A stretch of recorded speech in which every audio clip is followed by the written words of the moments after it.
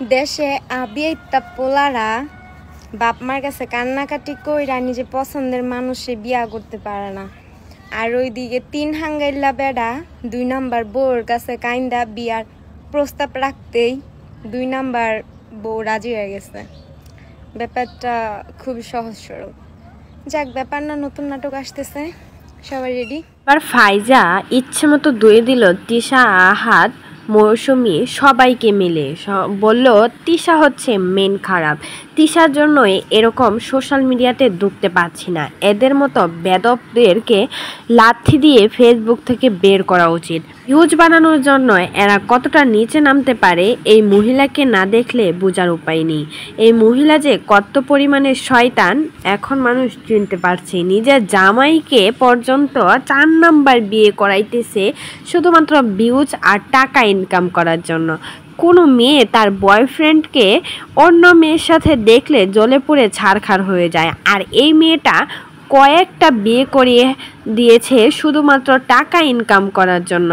এর মতো জঘন্য খারাপ আর এই পৃথিবীতে মনে হয় কোনো মেয়ে নেই। যদি থাকতো তাহলে পৃথিবীটা ধ্বংস হয়ে যেত। আর তিশার কথা কি বলবো, নাটকের জন্য সেরা। আসলেই কিন্তু তিশা নাটকের জন্য সেরা, কারণ এই মেয়েকে কিন্তু তিশা আগে থেকে চিনতো, জানতো সব কিছুই। আহাদ যে মেয়ের সাথে আগে থেকেই পরকীয়া করতো সেটাও কিন্তু জানতো। জেনে শুনে এই মেয়েটাকে ভাড়া করে নিয়ে আসছে শুধুমাত্র বিয়ের নাটক করবে বলে, আর টাকা ইনকাম করবে বলে নিজের জামাইকে পর্যন্ত দিয়ে দিয়েছে বিয়ের নাটক করার জন্য। কত বড় ফালতু মহিলা হলে এরকম হতে পারে আপনারাই বলুন তো। তিশা যে ফেসবুকে স্ট্যাটাসগুলো দিয়েছে সবগুলোই মিথ্যা, সবগুলোই নাটক। সবাই ভাবতে পারে যে তিশাকে খারাপ যাতে কেউ না ভাবতে পারে, সেজন্যই কিন্তু এরকম বুদ্ধি খাটিয়ে এই স্ট্যাটাসগুলো দিয়েছে। তিশা যে কত পরিমাণে চালাক সেটা কিন্তু সবাই জানে।